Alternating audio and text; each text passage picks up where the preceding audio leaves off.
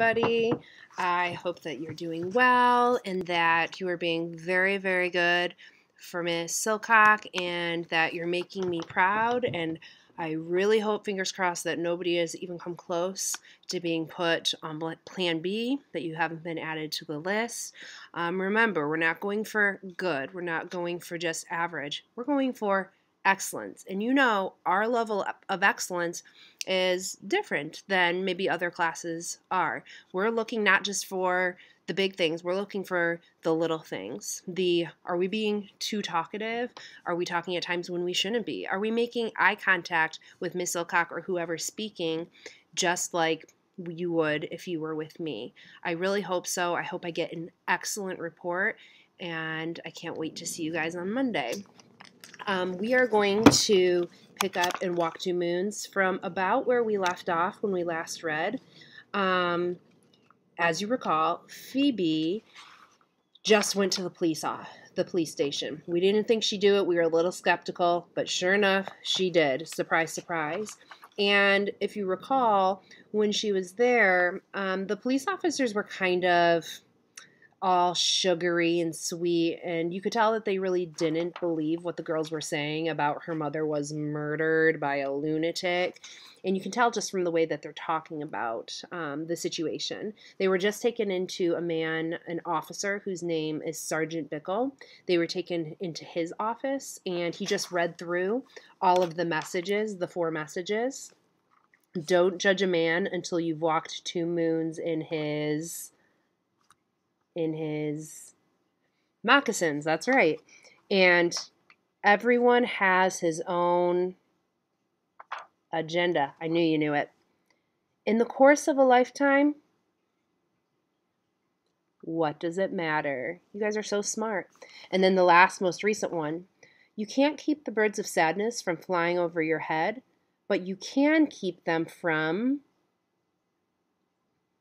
nesting in your hair. You guys are geniuses. So he just read through those messages, and that's where we're picking up from.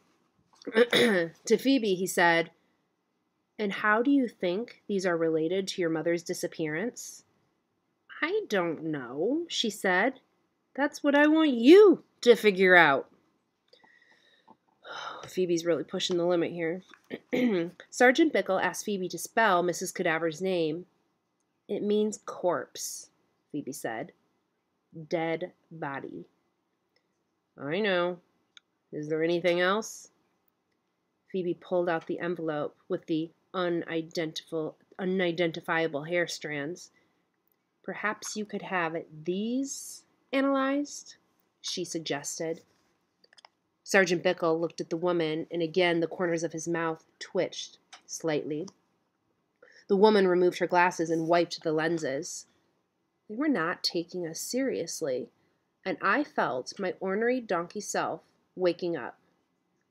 I mentioned the potential blood spots that Phoebe had marked with adhesive tape. "But my father removed the tape," Phoebe said. Sergeant Bickle said, "I wonder if you would excuse me for a few minutes." He asked the woman to stay with us, and he left the room. The woman asked Phoebe about school and about her family. She had an awful lot of questions. I kept wondering where Sergeant Bickle had gone and when he was coming back. He was gone for over an hour. There were 3 framed pictures on Sergeant Bickle's desk, and I tried to lean forward to see them, but I couldn't. I was afraid the woman would think I was nosy.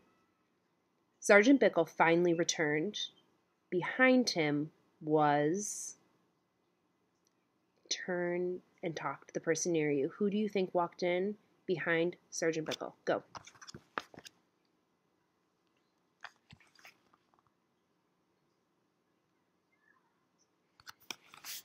Okay, everybody, eyes back up here. Sergeant Bickle finally returned. Behind him was Phoebe's father. Phoebe looked extensively relieved, but I knew it was not a coincidence that her father was there. "Miss Winterbottom," Sergeant Bickle said, "your father is going to take you and your friend home now." "But," Phoebe said, Mr. Winterbottom will be in touch, and if you would like me to speak with Mrs. Cadaver. Oh, no, Mr. Winterbottom said.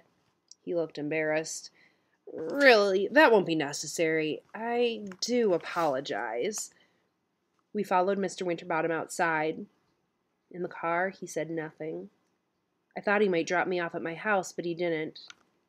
When we got to their house, the only thing he said was, Phoebe, I'm going to talk with Mrs. Cadaver.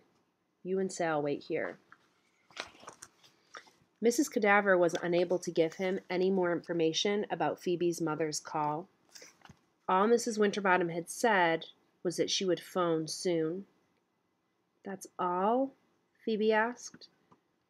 Your mother also asked Mrs. Cadaver how you and Prudence were. Mrs. Cadaver told her that you and Prudence were fine. Well, I am not fine, Phoebe said. And what does Mrs. Cadaver know anyway? And besides, Mrs. Cadaver is making the whole thing up. You should let the police talk to her. You should ask her about the rhododendron. You should find out who the lunatic is. Mrs. Cadaver probably hired him. You should... Phoebe, your imagination is running away with you. It is not. Mom loves me, and she would not leave me without any explanation. And then her father began to cry.